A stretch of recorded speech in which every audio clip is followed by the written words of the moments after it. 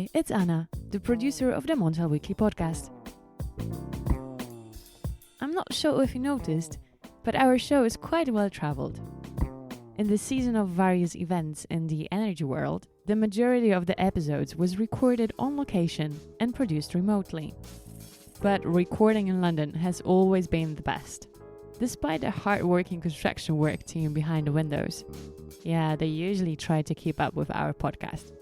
One of the episodes we did in London provided us with a great discussion between Laurence Walker, coal editor Montel, and Paolo Coghe, president of Acousmatics.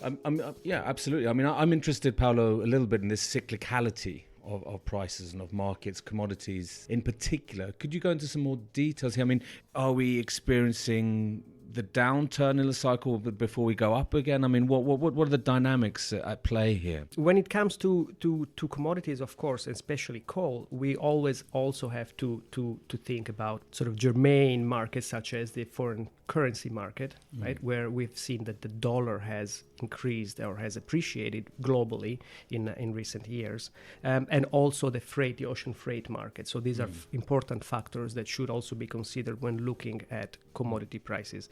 But to go back to your question about the cyclicality, again, as I said, boom, bust. And they alternate, and they are common to all commodities.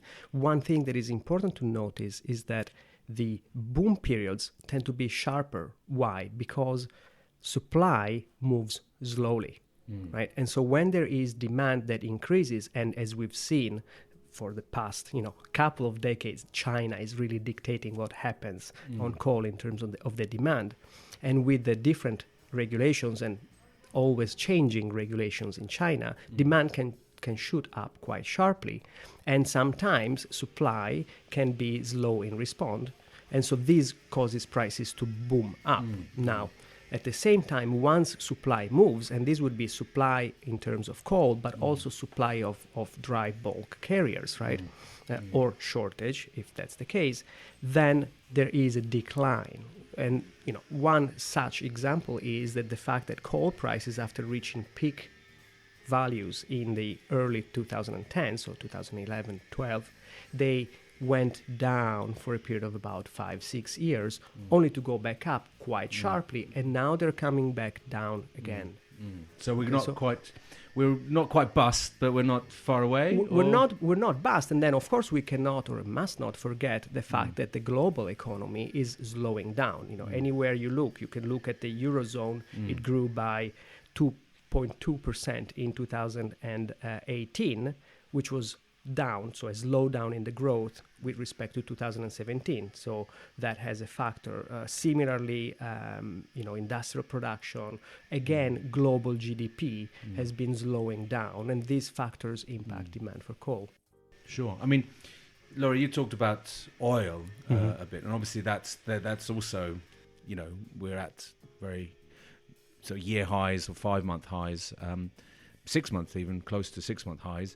But how in terms of other commodities like gas, for example, how does that play a role in the coal market dynamics here, Paolo? Could you say something about that? Of course. If you're looking at power generation, so coal as a fuel for power generation in Europe, clearly its main competitor is natural gas. And what we have had in the past few years was high gas prices relative to coal because there was the Asian LNG pool. So the LNG was going into Asia, where Asian buyers were ready to pay a premium for LNG to be dispatched there. Now, the reverse has happened where now this premium is no longer available. In Asia, LNG has come into Europe, and gas prices in general in Europe have been cheap, and that obviously favors gas generation. That's one of the elements. Not to be forgotten the fact that there is legislation in Europe, obviously looking at CO2, the coming into play of the market stability reserve.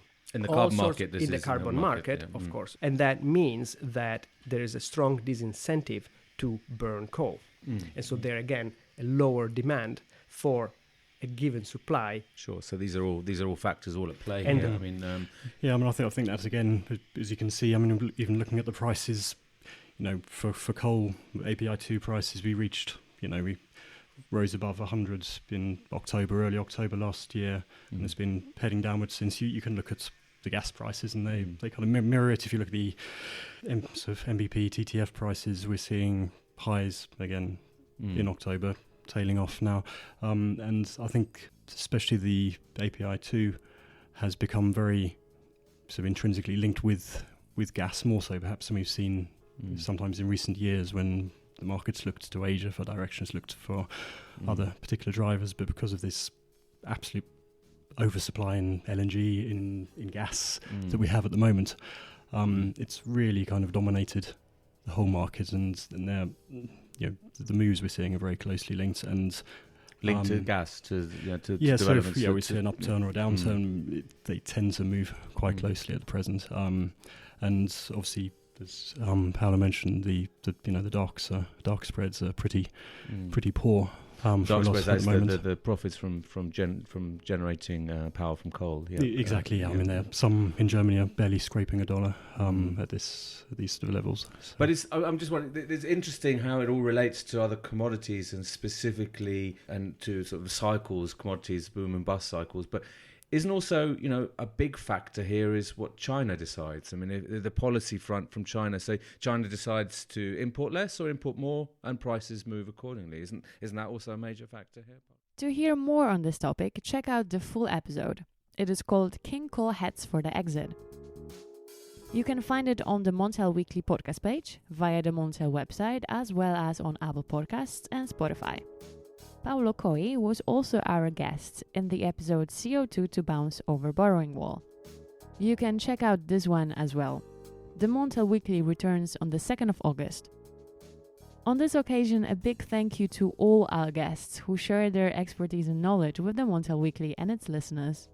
And thanks to you for listening. Tune in on the first Friday of August. Ciao!